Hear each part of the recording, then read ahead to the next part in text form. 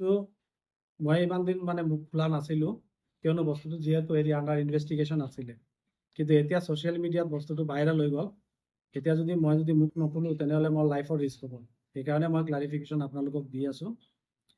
যোন ছিনিয়ৰ টিচাৰে কমপ্লেইনটো দিছে, তেওঁ আজিৰ পৰা 15-16 ইয়াৰ্ছ বা 20 ইয়াৰ্ছ আগতে হাফলং গভৰ্ণমেণ্ট কলেজৰ পৰা ট্ৰেন্সফাৰ হৈ আহিছে। মই ইয়াতে 1992 পৰা আছোঁ, নাম্বাৰ 1। মই ছিনিয়ৰ মোষ্ট টিচাৰ হিচাপে মোক principal IC Karbi Anglong autonomous কাউন্সিলে দিছে। তেতিয়াৰ পৰা তেওঁ মোক মানে বেয়া পায়, ডিউ টু পাৰ্চনেল গ্ৰাছ। কিয় মই বুজি নাপাওঁ। যথেষ্ট প্ৰমাণ আছে মোৰ হাতত। তেওঁ মোক পাব্লিক প্লেটফৰ্মত অপমান কৰিছে, বিভিন্ন সময়ত কৰি গৈ আছে। আৰু মই ভাবিছোঁ তেওঁ যিহেতু ৰিটায়াৰ হৈ যাব, মই এভইড কৰি আছিলোঁ। কিন্তু লাষ্ট যোৱা 16 তাৰিখ FIUG পৰীক্ষা চলি থকা সময়ত মই চেণ্টাৰ ইনচাৰ্জ হিচাপে যেতিয়া গৈছোঁ উইথ এছিষ্টেণ্ট অফিচাৰ ইনচাৰ্জ, যোনবিলাক ভিজিট কৰিছোঁ, তেওঁক মোক পাইছোঁ এটা কৰ্নাৰত তেওঁ থিয় হৈ তেওঁৰ ডিপাৰ্টমেণ্টেল কলিগ এজনৰ লগত কথা পাতি আছে। মই গৈ ৰুমত ঘূৰি দুটা চক্কৰ দিলোঁ। দি ওলাই অহাৰ সময়ত দেখিছোঁ ল'ৰা ছোৱালীয়ে থিয় কৰি আছে, চিট চেটিং কৰি আছে। মই তেওঁক জাষ্ট এইটো কৈছোঁ, ma'am please have a walk. কোৱাৰ লগে লগে তেওঁ মোক মিছবিহেভ কৰিছে। কৈছে আনকি ইমান এক্সট্ৰিম লেভেলত কৈছে গেট আউট, ডোণ্ট ডিষ্টাৰ্ব আছ, তেনেকুৱা কৈছে, হুইচ ইজ আনবিকামিং ইনচাবৰ্ডিনেশ্যন আৰু ডেৰিলিকশ্যন অফ ডিউটি। তেওঁ ডিউটি কৰা নাই। আৰু মই যদি এজ প্ৰিন্সিপাল যদি এজন ইনভিজিলেটৰক সেইটো ক'ব নোৱাৰোঁ, কলেজখন চলিব কেনেকুৱা? কলেজটো এনেকুৱা নচলে। কলেজ প্ৰিন্সিপালেতো ডিউটিৰ কাৰণে in the line of duty ক'বতো লাগিব, সেইটো কৈছোঁ। ছেকেণ্ডলি তেওঁ এটা এলিগেশ্যন আনিছে, মই তেওঁক হেৰাছমেণ্ট দিছোঁ, যোনটো মানসিক নিৰ্যাতন বুলি কৈছে। সেইটো বস্তুটো বৰ বেয়াকৈ তেওঁ প্ৰজেক্ট কৰিব খুজিছে। কিন্তু তেওঁ এক্সাম্পল দিছে আৰ্ণ লিভৰ কথা। আৰ্ণ লিভ যোনটো কৈছে সেইটো সংক্ৰান্তত মই ক'ব খোজোঁ। তেওঁ 2024 ছেপ্টেম্বৰ মাহত 1 ছেপ্টেম্বৰত উইদাউট ইনফৰ্মিং অথৰিটি, মোক নজনোৱাকৈ, ফৰ্মেলি নজনোৱাকৈ তেওঁ দিল্লী গুচি গ'ল। অকল নহয়, ষ্টেটৰ বাহিৰত গুচি গ'ল। পিছত শুনিছোঁ তেওঁৰ ছোৱালী বেমাৰ আছিল, সেইকাৰণে গৈছে। ঠিক আছে, মই মানিলোঁ, এইটোৱে মেডিকেল আৰ্জেঞ্চি।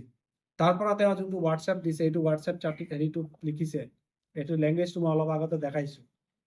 যে প্ৰিন্সিপাল ছাৰ, আই এম চিক, মাই ডটাৰ ইজ চিক, when I come back, মই তেতিয়া মাই হেল্থ ইজ নট গুড, এইটো দিছে তেওঁ। এইটো মোক দিছে তেওঁ এইটো হেডৰ গ্ৰুপত দিছে। দিছ ইজ অলছ' হেডৰ গ্ৰুপত দিছে তেওঁ দি এইটো কৈছে তেওঁ বোলে আহি আৰ্ণ লিভ দিব। কিন্তু আৰ্ণ লিভ ৰুলছ হ'ল, আৰ্ণ লিভ লোৱাৰ 20 days আগতে অথৰিটিক জনাব লাগে, এটলিষ্ট 10 days আগতে জনাব লাগে।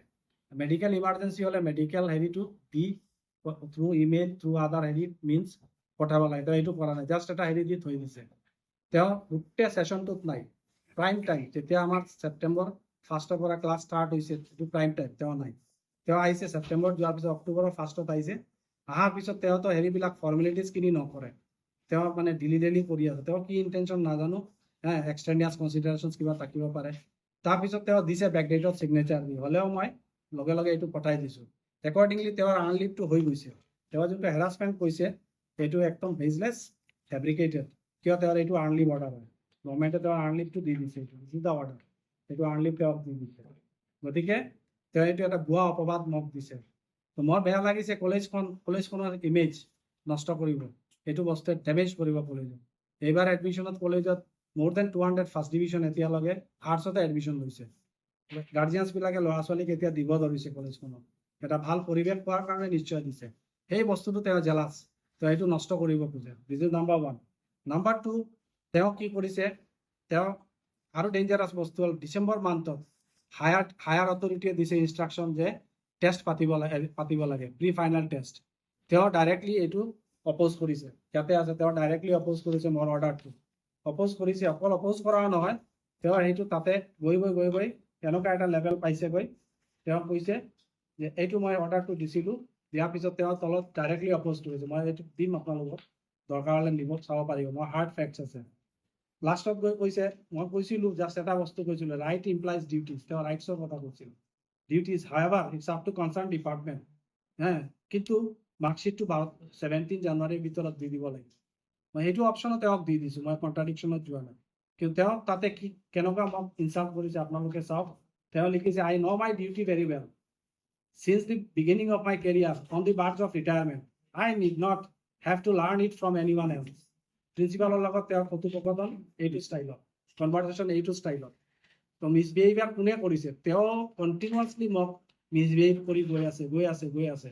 লাষ্টত উপায় নাপায় তেতিয়া ফাইনেলি দেখিছোঁ ষ্টুডেণ্টৰ আগত মোক ইমান বেয়াকৈ অপমান কৰিলে, তেতিয়া মই এখন চিটি অথৰিটিক লিখিছোঁ। আৰু সেইটো চিটিৰ কাউণ্টাৰত তেওঁ মানে একদম হেৰি হৈ মানে মোৰ এগেইনষ্টত যাহা তাহা হেৰি আনিছে, সেইটো এটা চাৰ্জ মই ৰেফিউট কৰিছোঁ। তাৰপিছত তেওঁ কৈছে যে এডমিনিষ্ট্ৰেশ্যন অবষ্ট্ৰাকশ্যন, মানে কি প্ৰিন্সিপালৰ ইয়াতে গ্লাছৰ ডোৰ আছে, বাহিৰত এইটো dark glass, is it dark glass? এইটোতো ডাৰ্ক গ্লাছ নহয় হা, বাহিৰৰ পৰা দেখা পায় অলপ ভালকে চালে, ভিতৰত আৰু ময়ো দেখা পাওঁ। তাৰ আগতে আছিল ডোৰখন এনেকুৱা ক্লোজ থাকে, এতিয়া মোৰ ষ্টুডেণ্টছখিনি ডাইৰেক্ট এক্সেছ হ'ব, কোনোবা টিচাৰ আহিলে ডাইৰেক্ট এক্সেছ হ'ব, পাব্লিক ৰিলেশ্যনটো ভাল হ'ব, সেইকাৰণে মই এইটো ডোৰটো হেৰি কৰিছোঁ। সেইটো লৈ তেওঁ কমপ্লেইন কৰিছে। আৰু তেওঁ যোনটো এংগলত মোক হেৰি পেইণ্ট কৰিব খুজিছে, okay she has been trying to hit me below' the belt, সেইটো নোৱাৰে, কিয়নো সেইফালে চাওক চিচি কেমেৰা আছে, সেইটো চিচি কেমেৰা আছে। গতিকে এইবিলাক ভুৱা এলিগেশ্যনছ দি তেওঁ যোনটো অপমান কৰি আছে, যোনটো পাব্লিক ডমেইনৰ মোৰ ইমেজটো হেৰি কৰি আছে, মোক যদি কোনোবা যদি অঘটন হয়, মোৰ যদি লাইফৰ ৰিস্ক হয়, she will be liable, she will be responsible. কিয়নো ছ'চিয়েল মিডিয়া আজিকালিৰ যুগত একো ঠিক নাই, মানুহ মিছআণ্ডাৰষ্টেণ্ডিং কৰিবলৈ 5 মিনিট নালাগে।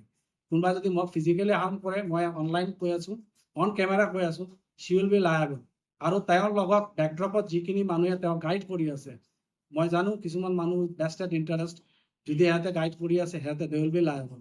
মই এইখিনি বস্তু ক্লাৰিফাই কৰি দিলোঁ। চক্ৰ আছে, কিন্তু মই নকওঁ, সেইটো আপোনালোকে নিশ্চয় লাহে লাহে উমান পাব। তাৰপিছত কি হৈছে, তেওঁ কৈছে বোলে হেৰিটো এবিউজ অফ অথৰিটি, মই ক'ত অথৰিটিক এবিউজ কৰিলোঁ? সেইটো কোনো প্ৰমাণ নাই, দিছ ইজ বেজলেছ। মই ইয়াতে মোৰ দেন 80% ফিমেল টিচাৰ্ছ আছে, ইমান ধুনীয়াকৈ চবে কাম কৰে, ইমান কষ্ট কৰি আছে, যোনটো কাৰণত আমাৰ যোৱাবাৰ ৰিজাল্ট ভাল হৈছে। আপোনালোকে চবে জানে ডিফু গভ কলেজত বহুত লেটাৰ্ছ আহিছে হায়াৰ ছেকেণ্ডাৰী। আগতে FYUG BA ৰিজাল্ট, গ্ৰেজুৱেশ্যনৰ ৰিজাল্টটো আছিল 2 ডিজিট, এতিয়া 3 ডিজিট হৈছে। আমি gradually we are in ascending scale. সেই বস্তুটো হজম হোৱা নাই। কলেজখনত কোনো কণ্ট্ৰভাৰ্চি হোৱা নাই যোৱা 2 বছৰ 3 মাহ, ইমান স্মুথলি চলিছে, ইমান প্ৰগ্ৰামছ পাতিছোঁ, স্কিল ডেভেলপমেণ্ট দুটা কোৰ্চ পাতিছোঁ, চলি আছে এইবিলাক। সেই বস্তুবিলাক দেখি তেওঁ পাৰ্চনেল ভেণ্ডেটা, সেইকাৰণে তেওঁ যাহা তাহা হেৰি কৰি আছে, মোৰ এগেইনষ্টত এলিগেশ্যনছ দি আছে। তাৰপিছত তেওঁ কৈছে মিছইউজ অফ ফাণ্ড।